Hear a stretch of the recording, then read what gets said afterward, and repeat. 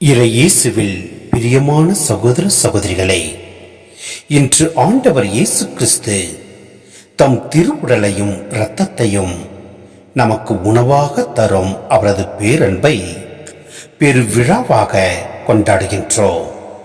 உடல் என்பது ஒருவரது ஆளுமையின் மிக வெளிப்படையான கூறு.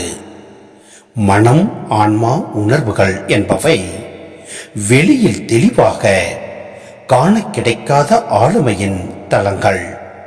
ஆனால் உடல் மட்டுமே அனைவருக்கும் அறிமுகமான வெளிப்படையான தளம். அது மட்டுமல்ல, உடல்தான் இறைவனுக்கு அர்ப்பணம் செய்ய தகுந்த மிக சிறந்த தளமும் கூட. அதனால்தான் ஆண்டவர் இயேசு தம் உடலை இறைவனுக்காகவும் நமக்காகவும் கையளித்தார். கிறிஸ்து உலகிற்கு வந்தபோது பலியையும் காணிக்கையையும் நீர் விரும்பவில்லை, ஆனால் ஓர் உடலை எனக்கு அமைத்து தந்தீர்.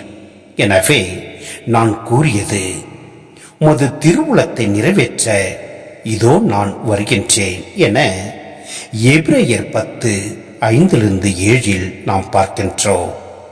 இந்த திருவுளத்தால் தான் இயேசு கிறிஸ்து ஒரே ஒரு முறை தம் உடலை பலியாக செலுத்தியதன் மூலம் நாம் தூயவராக்கப்பட்டிருக்கிறோம். எபிரேயர் 10:10 நாம் இவற்றை பார்க்கின்றோம்.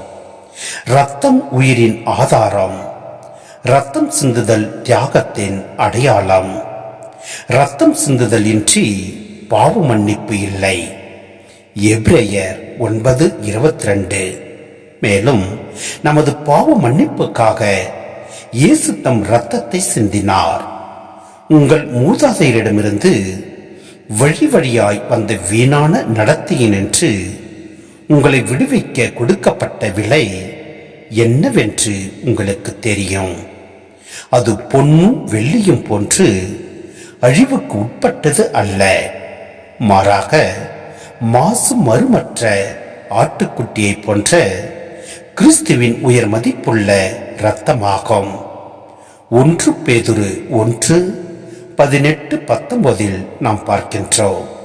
எனவே இயேசுவின் உடலுக்காக இரத்தத்துக்காக இன்று நன்றி செலுத்துவோம். நமது உடலையும் இறைவனின் திருவுளத்தை நிறைவேற்ற கையளிப்போம். நமது இரத்தத்தை சிந்தாவிட்டாலும் பிறர் வாழ தியாகங்கள் செய்ய முன் வருவோம். ஆண்டவராகிய இயேசு கிறிஸ்துவே, உம்மை போற்றுகிறோம். உமது திருவுடல் திரு ரத்தம் என்னும் கொடைகளுக்காக நன்றி கூறுகிறோம். எங்களை ஆசீர்வதியும். ஆமேன்.